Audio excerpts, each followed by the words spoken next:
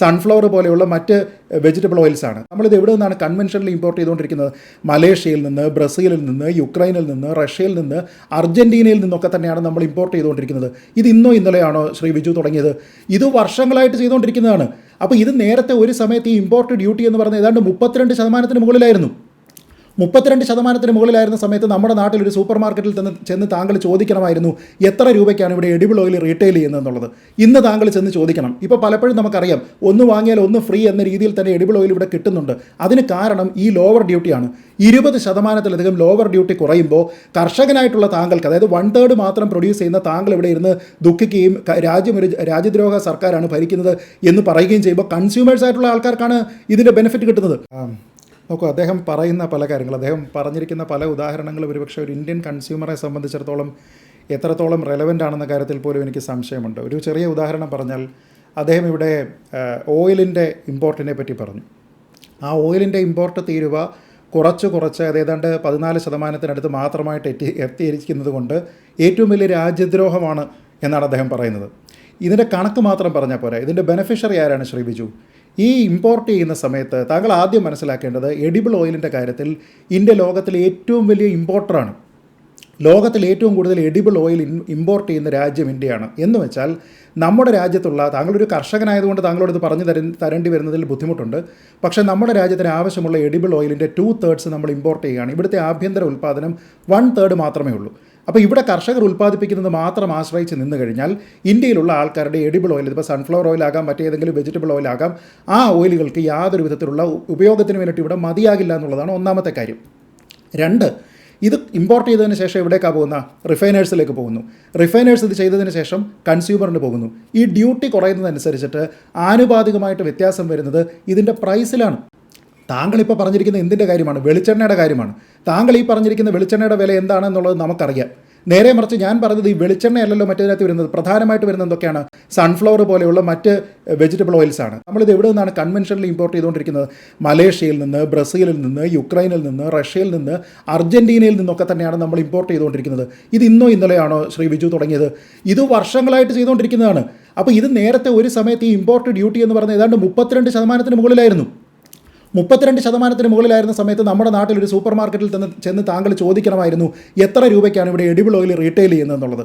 ഇന്ന് താങ്കൾ ചെന്ന് ചോദിക്കണം. ഇപ്പോൾ പലപ്പോഴും നമുക്കറിയാം, ഒന്ന് വാങ്ങിയാൽ ഒന്ന് ഫ്രീ എന്ന രീതിയിൽ തന്നെ എഡിബിൾ ഓയിൽ ഇവിടെ കിട്ടുന്നുണ്ട്. അതിന് കാരണം ഈ ലോവർ ഡ്യൂട്ടിയാണ്. 20%-ലധികം ലോവർ ഡ്യൂട്ടി കുറയുമ്പോൾ കർഷകനായിട്ടുള്ള താങ്കൾക്ക്, അതായത് 1/3 മാത്രം പ്രൊഡ്യൂസ് ചെയ്യുന്ന താങ്കൾ ഇവിടെ ഇരുന്ന് ദുഃഖിക്കുകയും രാജ്യം ഒരു രാജ്യദ്രോഹ സർക്കാരാണ് ഭരിക്കുന്നത് എന്ന് പറയുകയും ചെയ്യുമ്പോൾ കൺസ്യൂമേഴ്സ് ആയിട്ടുള്ള ആൾക്കാർക്കാണ് ഇതിൻ്റെ ബെനിഫിറ്റ് കിട്ടുന്നത്.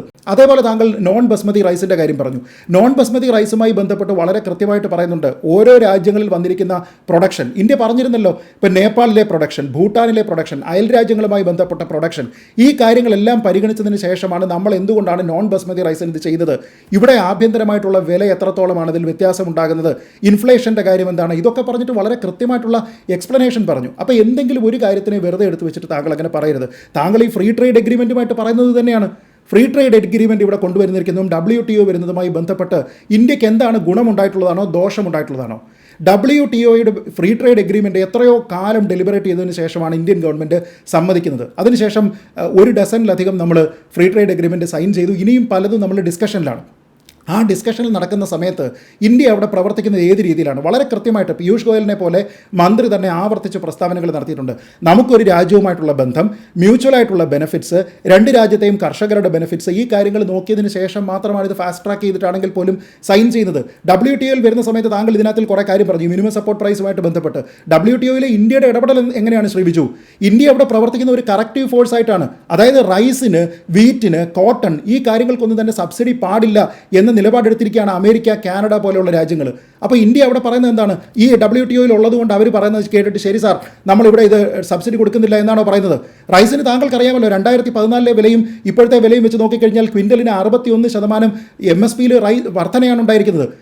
വീറ്റ് ഇതേ കാലത്ത് നോക്കിക്കഴിഞ്ഞാൽ 57% MSPയിൽ വർധനയാണ് ഉണ്ടായിരിക്കുന്നത്. ഈ കോട്ടൺ പോലെയുള്ള സ്പെഷ്യലൈസ്ഡ് ആയിട്ടുള്ള ക്രോപ്പുകൾക്ക് വരെയും സബ്സിഡി പാടില്ല എന്ന് മറ്റ് രാജ്യങ്ങൾ ആവശ്യപ്പെടുന്ന സമയത്ത് WTOയിൽ അംഗമായതുകൊണ്ട് ശരി സാർ ഞങ്ങളില്ല എന്നല്ല പറയുന്നത്. കാനഡ എത്രയോ ഫോറങ്ങളിൽ പറഞ്ഞിട്ടുണ്ട്, ഗോതമ്പ് ഈ കാര്യത്തിന് റിപ്പീറ്റഡ് ആയിട്ട് പറഞ്ഞിട്ടുണ്ട് MSP കൊടുക്കാൻ പാടില്ല. ഇന്ത്യയിൽ ഷുഗർ കെയിൻ MSP ഇല്ലാതെയാണ് ഇപ്പോൾ പോകുന്നത്.